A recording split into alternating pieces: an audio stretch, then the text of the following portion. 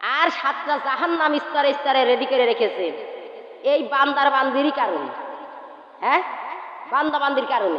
এই জন্য আল্লাহ বলছে যে দুনিয়ার জমিনে পাঠানোর মালিক হলাম আমি আল্লাহ, তোমাদের রিজিকের মালিক, হায়াতের মালিক, মৌতের মালিক, নাজাতের মালিক। তোমাদের সমস্ত ফয়সালা রয়েছে কার হাতে? আমার হাতে। তাহলে আমি আল্লাহ যে তোমাদের পাঠালাম, তাহলে আমার গুণগান করার জন্য তো দুনিয়ায় পাঠাইছি। এই দুনিয়ায় যাইয়ে তোমরা কেন আমাকে ভুলে গেলে? আর আমাকে ভুলে গেলে তো আমি আল্লাহ ছাড়বো না। এই যে দেহ বাড়ির একমাত্র মূল্য শুধু রুহুটা আছে ভিতরে, তাই এই দেহর মূল্য আছে, আছে না? রুহু যখন ছেড়ে চলে যাবে দেহ থেকে, তখন দেহর আর কোনো মূল্য নেই। এই দেহ কুকুর শিয়ালে পোকাপা করে খেয়ে গেল, কোনো কিছু আসে যায়? কিচ্ছু আসে যায় না। এই জন্য আল্লাহ সেমনি ভাবে আবার বলেছে যে আমল ছাড়া, আমল তুমি করবা কিন্তু তোমার ইমান আসলে নেই। ইমান যদি না থাকে তোমার ওই আমলের কোনো মূল্য নেই। আছে? এই দেহ আমরা কত সুন্দর করে, এই যে আসছে সামনে শীত, শীতের আবির্ভাব এসে গিয়েছে। এই শীতটা দেওয়ার মালিকটাই বাকি। গরম আর শীত এই দুটো মিলেই আল্লাহ দুনিয়ার জমিন সৃষ্টি করেছে। আরে শুরু করেছি, এত শুরুই তো করেছি, এত আলহামদুলিল্লাহ শুরু করবো। কথাটা তো আমি বলছি কোন কায়দায়, এই কথার পরেই কিন্তু আমি মানে আমার যে বক্তব্য আমি কিন্তু শুরু করবো। কথা আছে যে রুহু থাকলে দেহর মূল্য আছে, রুহু না থাকলে দেহর কোনো মূল্য নাই। শিয়াল কুত্তায় খেয়ে গেলে কিছু আসা যায় না। লঞ্চ স্টিমার নদীপথে কত যাত্রী মারছে না নদীপথে, এইগুলো কিসে খাচ্ছে? নদীতে বড় বড় নদীতে আছে কুমির, বড় বড় পোকামাকড় আছে, হাঙ্গর, বড় বড় জন্তু আল্লাহ তৈরি করেছে। সেই জন্তুর কথা আল্লাহ উল্লেখ করেছে কোরআনুল কারীমের ভিতরে, যে ওদের জন্য আমি কিন্তু একমাত্র রিজিকের মালিক। আল্লাহু খায়রুর রাজিকিন। আল্লাহ বলছে আমি ওই প্রাণীগুলো, যে প্রাণীগুলো চোখে দেখা যায় না, আমরা দেখতে পারি পানির ভিতরে, সেগুলোরও রিজিক আমি আল্লাহর হাতেই দিয়েছে। বলেন সুবহানাল্লাহ। এই জন্য আমাদেরকে জানতে হবে, বুঝতে হবে যে কথা বললেই কিন্তু বড় হওয়া যায় না।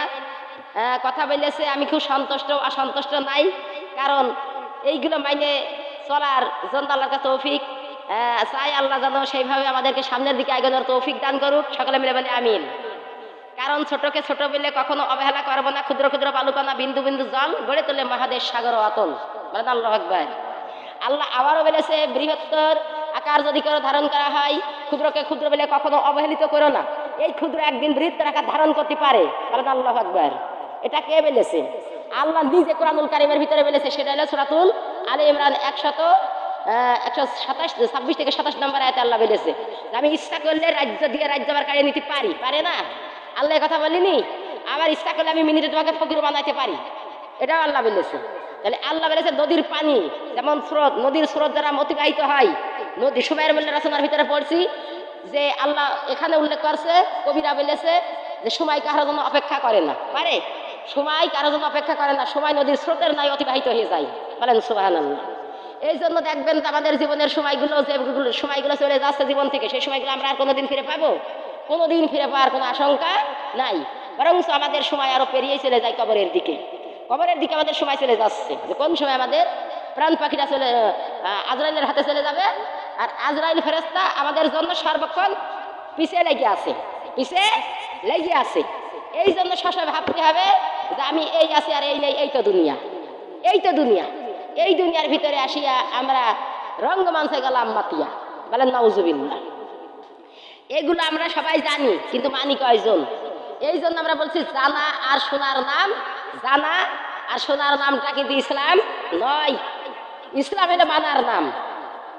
কথা কি ভুল বলিছি? কথাটা কিন্তু ভুল বলিনি। একটু যদি গভীরভাবে ব্রেনটা ধরি, তাহলে কথাগুলো দিকে আমরা যদি লক্ষ্য করি, হাজারো ওয়াজ শুনে কোনোদিন হেদায়েত আসবে না। আবার দেখা যায় হাজার হাজার লক্ষ লক্ষ ওয়াজ শুনবো, কিন্তু ব্রেনটা যদি না ঢুকানো হয়, তাহলে আমি হেদায়েত প্রাপ্ত কখনোই হব না।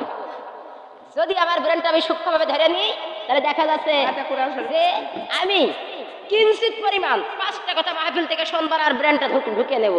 ওই 5টা কথার ভিতরে আমার কিছু হেদায়েত আমার আল্লাহ দান করবে। বলেন সুবহানাল্লাহ। এই জন্য সে আল্লাহর শুকরিয়া সবাই মিলে আদায় করি। সকলে মিলে বলে আলহামদুলিল্লাহ। বাসা কিন্তু হয়নি, বাসাটা হয়নি। জান্নাতের বাগানে বাসার নিয়ম গায়ের সাথে গা লাগায়ে সুন্দরভাবে বসতে হবে। আর এই জান্নাতের বাগানে আসার বাসার তৌফিক আল্লাহ সবাইকে দেয় না। সবাই কিন্তু জান্নাতের বাগানে আসতে পারে না, আর সবাই কিন্তু হেদায়েত প্রাপ্ত হইতেও পারে না। পারে? হেদায়েত হেদায়েত প্রাপ্ত হবে তারাই যাদের ভিতরে আছে জালিকাল কিতাবুলা রাইবা ফি হুদাল লিল মুত্তাকিন। আল্লাহ বলছে যে হুদাল লিল মুত্তাকিন, বান্দাবান্দি তারা যারা আমার হেদায়েত প্রাপ্ত হয়েছে, যাদের ভিতরে আমার কোরআন এবং রাসূলের সুন্নাতগুলো ঢুকে পড়েছে, বলেন সুবহানাল্লাহ। যার ভিতরে আমার আল্লাহর না দেখে না জানিয়ে না শুনে সে গায়েবী মান রেখেছে, সেই আমার হেদায়েতি বান্দি, বলেন সুবহানাল্লাহ। এইগুলো জানতে হবে, বুঝতে হবে। না জানিয়ে না বুঝে তো কথা বললে হবে না। কথা তো বলে কথার তো কোনো শেষ নাই। কথার কোনো শেষ আছে? কথার পুষ্টিকতা আসে আর ভোজনে পেট বাড়ে। যেমন এই যে এখানে আবার একটু তাবারকের ব্যবস্থাও আছে, আছে না? আপনারা কি তাবারক খাওয়ার জন্য এসেছেন নাকি কোরআনের কিছু আলোচনা শোনার জন্য এসেছেন? কোরআন হাদিসের এই কথা যে বলবে সেই বড় সৌভাগ্যবান, বলেন আলহামদুলিল্লাহ। তাবারক বাড়িতে আমরা ভাত খাই না। এই হুজুর এখন আমার হয়তো কিছুটা কথা সে বলে ফেললো, তারপর আমার কিছু করার নেই, কারণ কথাগুলো আমার ভিতর থেকে দেওয়ার মালিকটাকে আল্লাহ দেশে, তাই আমার জবান দেবে আসছে। কথা হচ্ছে যে তাবারক খাওয়ার আশাইতে আমরা আসি নাই, আমরা আসছি আল্লাহর পক্ষ থেকে। আল্লাহ 30 পারার কোরআনুল কারীম থেকে কিছু কোরআনের আয়াত শোনার জন্য, রাসূল করিম সাল্লাল্লাহু আলাইহি সাল্লাম তাফসীর করেছে, সে তাফসীরগুলো জানার জন্য, রাসূলের সুন্নতকে আদায় করার জন্য। আল্লাহর নবী রাসূল করিম সাল্লাল্লাহু আলাইহি সাল্লাম বলেছে আমার সুন্নত যে মানবে, পাশাপাশি আল্লাহ পাক রব্বুল আলামিন কোরআনুল কারীমের ভিতরে বলেছে আমার বন্ধুর সুন্নত যে মানবে সে হবে আমার বন্ধুর উম্মতের দল। মানে সে উম্মত কোন উম্মত হবে? সে উম্মত আমার বন্ধুর প্রেমিক উম্মত হবে, বলেন সুবহানাল্লাহ। আর যে আমি আল্লাহর ফরজকে মানবে, আমার ফরজ বিধানকে যে মানবে, আমার ফরজ নামাজ যে আদায় করবে দুনিয়ার জমিনে, সে হবে আমার গোলাম, বলেন সুবহানাল্লাহ। আল্লাহর গোলাম কারা হবে? যারা আল্লাহর ফরজ বিধানগুলো আদায় করবে। আল্লাহর ফরজ 5 ওয়াক্তের নামাজের ভিতরে 17 রাকাত ফরজ আছে আল্লাহর, সেই ফরজকে যে কায়েম করবে সে হবে আল্লাহর গোলাম। আর যে নবীর সুন্নতের যে নামাজগুলো আছে 5 ওয়াক্ত নামাজের ভিতরে, এই সুন্নত নামাজগুলো যে পড়বে আল্লাহর নবী খুশি হয়ে যাবে সেই সব উম্মতের পরে, বলেন সুবহানাল্লাহ। তাই সবাই মিলে আমরা পড়ি আলহামদুলিল্লাহ। আমার সামনে বসা উপস্থিত দিনদার মা ও মুসলমান মা ও বোনেরা, কোরআন প্রিয়, ইসলাম প্রিয় তৌহিদি জনতা, আমার অন্তরের অন্তরস্থল থেকে জানাই হৃদয় নিংড়ানো একটি সালাম। আসসালামু আলাইকুম ওয়া রাহমাতুল্লাহি ওয়া বারাকাতুহু। সালামের উত্তরটা একটু জোরে সরে দিতে হবে। আসসালামু আলাইকুম ওয়া রাহমাতুল্লাহি ওয়া বারাকাতুহু। সালামের উত্তর দিয়ে আপনারা জানেন কি? সালামের উত্তর দেওয়াটা কি? সালামের উত্তর দেওয়াটা হলো আমার নবীর সুন্নাত। সালামের উত্তর দেওয়া সুন্নাত। আর যে সালামটা দিচ্ছে, সালাম দেওয়া নবীর সুন্নত, আর উত্তর দেওয়া ওয়াজিব। উত্তর দেওয়া, তাহলে আমি সুন্নতকে আদায় করলাম আর আপনারা ওয়াজিবটা আদায় করলেন। আমরা সমানে যদি সুন্নতকে আদায় করি তাহলে সকলে মিলে আর একবার সালাম দিবেন। ওয়ালাইকুম আসসালাম ওয়া রাহমাতুল্লাহি ওয়া বারাকাতুহু। আপনারা কেমন আছেন? আলহামদুলিল্লাহ আলা কুল্লি হাল। আল্লাহ আমাকেও ভালো রেখেছে। আপা হয়তো আপনাদের সামনে বসা প্রধান বক্তা, সেই তো আপনাদের জানা চিনা পরিচিত, কারোর বৌমা, কারোর বা চাচি, ঠিক কিনা, কারো চাচি শাশুড়ি। আর আমার হচ্ছে শ্রদ্ধের বড় বোন, বড় আপা। দেখ আমি তো বহু দূর দূরান্ত থেকে আসছি, যেহেতু 10টার দাওয়াত ছিল আমার সেখানে পৌঁছানো 10:30 পৌঁছে গেছি। সকলে মিলে বলেন আমিন। এই আশা আর বসা, এই জান্নাতের বাগানে আশা বসার তৌফিকটা যেন কে দান করেছে? সকলে আর একবার জবান খুলে বলি আলহামদুলিল্লাহ।